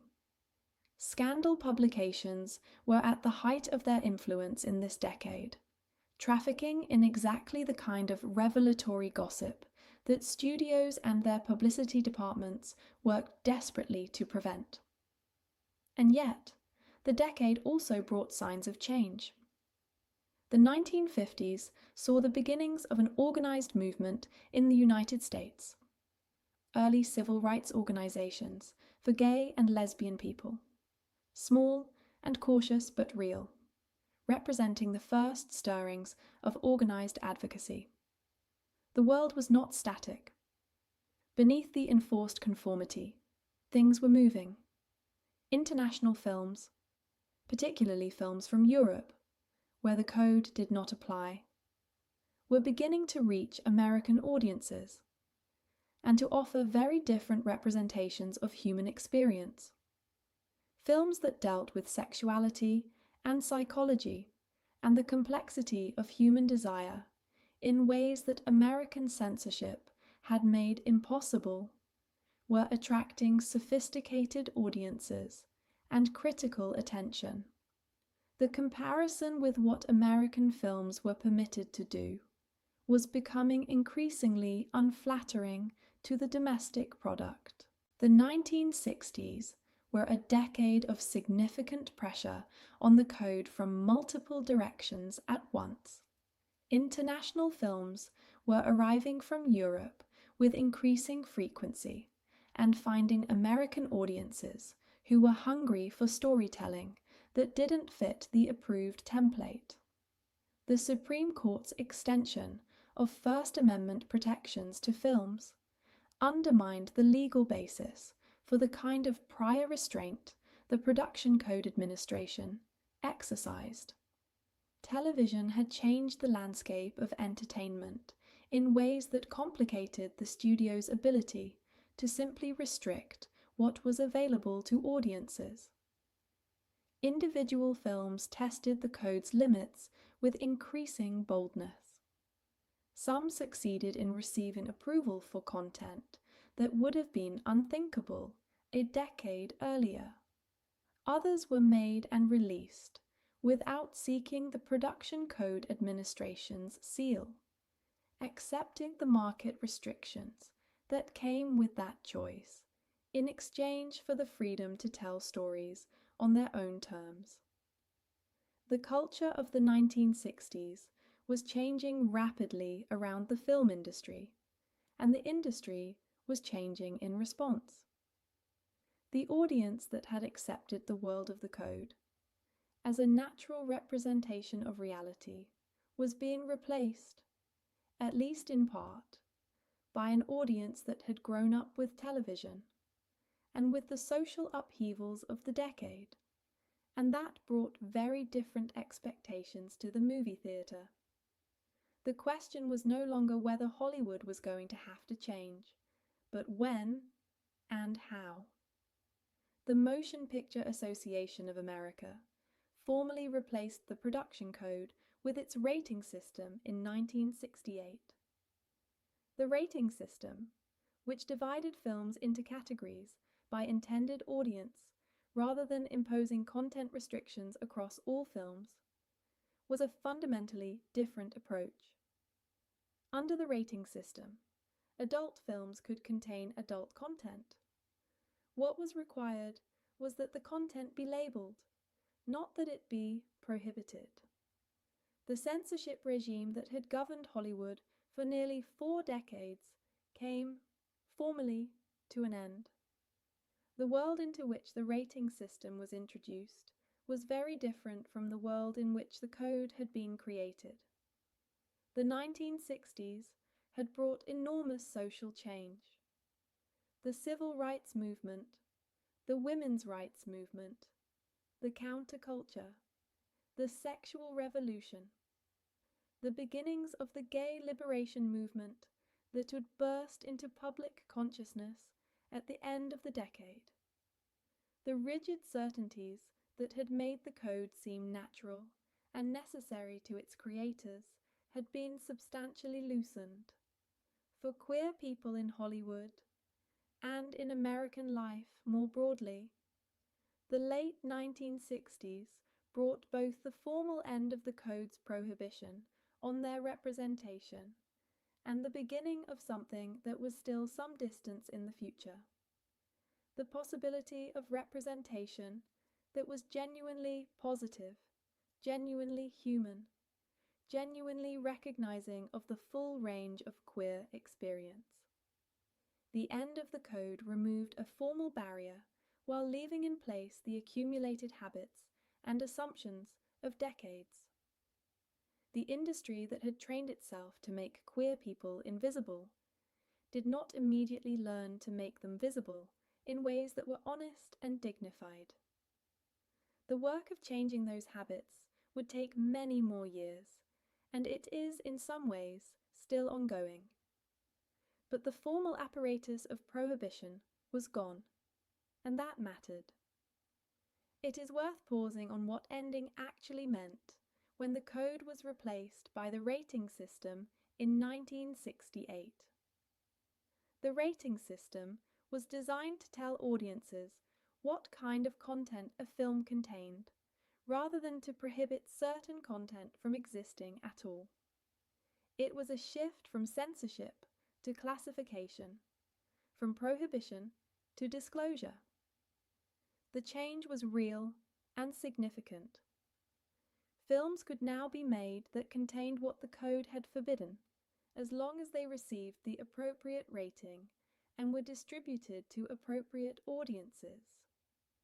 But the rating system was not a clean break from the culture the code had created. The studio executives who now operated without the code were the same executives who had spent decades operating within it. The writers and directors, who were now free to tell certain stories, had spent their careers learning to tell other stories instead. The audiences who came to the theatres had grown up in a culture shaped by decades of code-approved films. The expectations on all sides were the result of the code era, even after the code itself was gone.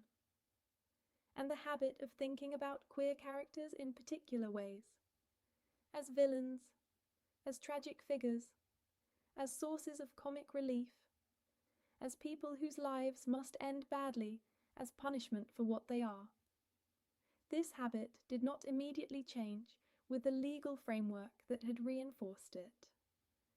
The first films made after the code's end that dealt openly with homosexuality often fell into exactly the patterns the code had established, not because they were required to, but because those patterns were by then deeply embedded in how the industry thought about what these stories were for and how they should go. The work of actually changing those patterns, of making films in which queer people could exist without punishment, without tragedy as the guaranteed outcome, without being required to serve as cautionary examples. That work took many more years and many more people, and a great deal more struggle than simply the lifting of the formal prohibition. The code had done its work thoroughly. Undoing it required more than a regulatory change. It required a generational shift in who was making films, who was writing them, who was being heard when they said that the old patterns were inadequate and that something different was needed and possible. There is one more piece of this story, one that carries a particular weight because of the way it connects the era of the Twilight Men to the world that came after. It is the story of what happened to Rock Hudson in 1985. Rock Hudson, who had spent his career in the elaborate performance of heterosexual masculinity that the code era demanded, was diagnosed with AIDS in 1985. He was the first major public figure to acknowledge such a diagnosis, and the acknowledgement, which came not entirely by his choice, but through the circumstances of his illness becoming public, was, in its moment, historically transformative. Hudson had been, for decades, one of the most beloved and recognizable faces in American entertainment. He was the man who embodied everything the studio system had constructed around the image of safe, appealing American masculinity. And now, he was dying of a disease that was, in the deeply stigmatized understanding of the time, associated with gay men. The revelation was shocking, in the way that only the exposure of a long-maintained fiction can be shocking. Millions of people who had understood Hudson in one way were suddenly required to understand him in another. The all-American image, so carefully and expensively maintained for so many years, was revealed to have been exactly what it was: a performance, a construction, a fiction built to protect a real person who could not afford to be known. Think about what it meant to see that. For people who had grown up with Rock Hudson as a symbol of uncomplicated American masculinity, the revelation was genuinely disorienting. Hudson had been one of the most carefully constructed products of the Code era's image machine. His career had been built on the premise that the image could hold indefinitely, that with enough management and enough care, the fiction could be maintained forever. And then, suddenly, it couldn't. And the revelation had consequences far beyond Hollywood. Rock Hudson's illness famously helped President Ronald Reagan finally grasp the reality of the AIDS crisis. The epidemic that had been spreading for years, while the government's response had been inadequate, and the national conversation had been muted by stigma and denial. Hudson and Reagan were old friends from their days in the film industry. The personal connection, the fact that this was not an anonymous patient, but a familiar face, a person with whom the president had shared social occasions and professional history, made the crisis real in a way that the deaths of thousands of less famous people had not. Hudson's diagnosis became the catalyst for the ultimate collapse of the era of forced secrecy, and his illness helped lead to federal action on the AIDS crisis. The link between the Code era's culture of concealment and the start of contemporary federal political action is one of the most poignant legacies of this period, a bridge between the era of the Twilight Men and the dawn of modern advocacy. This is one of the most painful ironies of this entire story. The very system that had forced Rock Hudson to hide, that had made his true identity invisible for decades, that had required him to spend his career maintaining a fiction, had ultimately contributed to the conditions in which an epidemic could be ignored until a famous person died of it. The closet, which the Code era had helped to enforce and maintain, had been part of the culture of silence and shame that allowed the AIDS crisis to be minimized for years. And the undoing of that secrecy, the forced acknowledgement of who Hudson actually was, became part of the mechanism by which the crisis finally received attention. The bridge between the era of the Twilight Men and the dawn of modern advocacy was built across the body of someone who had spent his life on the wrong side of an institutional wall. That is the most painful kind of legacy, the one that shows how long the consequences of a thing can run and how many people they can reach before they are finished. The legacy of the Hays Code era is long and complicated and in some ways still unresolved. The formal apparatus of censorship ended in 1968, but the habits it created, the categories it enforced, the assumptions it built into the culture of filmmaking, and the culture of audience expectation, these did not dissolve overnight. The story of queer representation in Hollywood is still being written, and its earlier chapters, the chapters we've been spending time with tonight, are part of the ongoing context for everything that comes after. Let's spend a moment with all of that before we close, with the weight of it, and also with what persists through it, because there is something that persists, and it matters. Think about the studios of the late silent era, when films were still being made without sound, when the language of cinema was being invented in real time by people who had no models to follow. The warm California light flooding through the open-air stages, the piano player providing musical accompaniment, the directors calling for silence with their raised hands, and among those directors and actors and designers and writers, people whose love was real and whose lives were complex, and who found, in the peculiar freedom of this peculiar industry, a little more room to be themselves than they might have found anywhere else. Think about the pressures that gathered around those people through the 1920s and into the 1930s. The moral campaigns, the religious organizations, the threat of government intervention, the economic calculations of studio heads who needed their profits protected, the gradual construction of the institutional machinery that would make the open secrets no longer safe. Will Hayes, arriving with his political credentials and his respectability, hired to be the face of an industry reforming itself.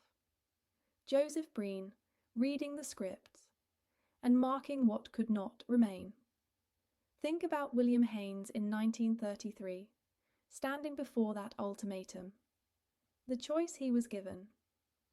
A choice that was not really a choice, because one option meant continuing to live as himself, and the other meant performing a permanent lie. And his decision to choose the man he loved over the career, the permanent banishment that followed, the redecorating of Cukor's home, which was both a practical arrangement and a quiet testament to the way that community sustains its people through the worst of what is done to them. Think about Dorothy Arzner on the set of Dance, Girl, Dance, working within a system that did not want her there, using the tools she had, the female gaze, the female mentor character, the figure of Bubbles surviving without punishment, to put something true on screen. The careful, deliberate art of subversion within constraint. The way that she found the available space and filled it with what she needed to say. Think about George Cukor's house on a Sunday afternoon. The people gathered there, the ones whose names we know, and the many more whose names we don't. The whole community of people who were part of Hollywood's queer world and who needed, at least occasionally, to be somewhere they could exist without editing themselves. The relief of that. The simple relief of being in a room full of people who knew the truth.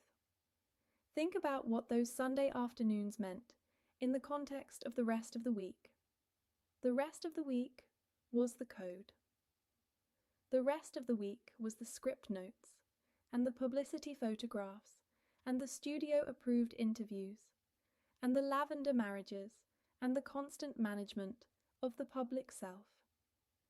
The rest of the week was the performance, not the acting, but their other performance, the one that never stopped, the one without a curtain call, or a final scene, the one that ran continuously from the moment you stepped outside your private life until the moment you were allowed back into it. And then, Sunday. Cucor's house.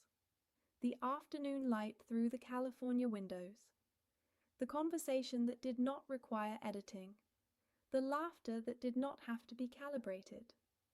The simple, ordinary human experience of being in a room where you were known, truly known, not just known as the image the studio had built around you, and where that knowledge was safe. These afternoons were not just social occasions. They were a form of sustenance, a way of remaining whole under conditions designed to fragment you. A reminder, repeated weekly, that the self being maintained in private was real, whatever the public self was required to perform. Think about Raymond Burr, for 40 years maintaining his imaginary world. 3 fake marriages, a fictional son with a fictional death, all of it constructed to protect a real relationship, a real love, a real person named Robert Benavides, who was waiting for him when the public performance was done for the day. The exhaustion that must have been, and the love that was worth all that exhaustion, worth the 40-year effort of protecting it. Think about Tommy Kirk, young and working for the most wholesome studio in the country, and the decision he made to be honest, and the consequences that followed, the career that ended, the erasure that followed, the name that became a warning, and still, the choice he made, the choosing to tell the truth, even when the cost was everything. Think about Rock Hudson, in the manufactured photographs, laughing with his co-stars. And then think about Rock Hudson in 1985. The fiction he had maintained for decades, finally impossible to maintain. And the strange, terrible way that his dying helped to break a different kind of silence, opened a different kind of door. There is something that persists through all of these stories, something that makes them more than simply a catalogue of losses and suppressions and cruelties. It is the thing that refuses to stop, the creativity that finds a way, the community that sustains itself, the subversion that slips through the machinery of control, the love that continues under conditions designed to make it invisible. Dorothy Arzner made dance girl. Dance within a system designed to prevent exactly what she put into it. The film exists. It can still be watched today by anyone who looks for it. The female gaze that she embedded in it is still there, still doing its work, still speaking to whoever needs to receive it. The Basilova character, dressed in her butch attire, modelled on Arzner herself, is still there on screen. Bubbles is still there, alive and unashamed and full of power. George Cucor's Sunday parties are over, and the house where they were held may have changed a dozen times since. But the films he made are still there, and the particular quality of understanding that he brought to performance is still visible in them. William Haynes and Jimmy Shields lived together for the rest of their lives. The career was gone, but the relationship that cost him his career was real and lasting. Their story did not end with the banishment. Raymond Burr and Robert Benavides were together. That was real. The 40 years of fabricated biography were constructed around something that was real and that lasted. The hidden community of queer Hollywood, the people who gathered in Cucor's home, the network that decorated each other's houses and sustained each other's livelihoods when the industry withdrew its support, the audiences who learned to read the coding and found themselves in the shadows of the approved stories, That community existed. It kept itself alive through terrible conditions. It passed what it knew to the people who came after. The history of the Hays Code and its effects on queer people in Hollywood is a history of institutional cruelty and enforced silence. Yes.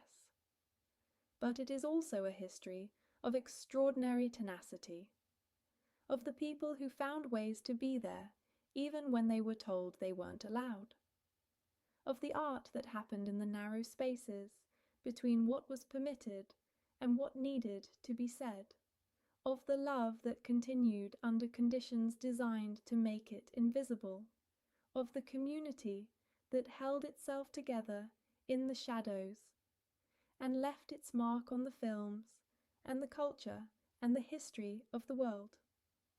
These stories don't have tidy endings. The code ended and the rating system began, and the formal prohibition was lifted, but the habits and assumptions of decades do not dissolve overnight. The closets that the code era enforced contained people whose suffering continued long after the code itself was gone. The damage that was done was real and lasting. But the stories of what survived, the coded films, the Sunday parties, the maintained relationships, the community that held itself together, those stories are also part of the record. They are the record of what people do with love and creativity when the world tells them to stop. There is something worth saying, before we close, about what it meant to be a queer audience member in the code era. The filmmakers and actors and writers whose stories we've been spending time with were not the only ones navigating this world. The people in the seats were navigating it too. A queer person watching a Hollywood film in the 1940s or 1950s occupied a particular position. The screen was, officially, a place where they did not exist, or where they existed only as threat or pathology, as the villain who must be defeated, the disturbing figure who must be expelled.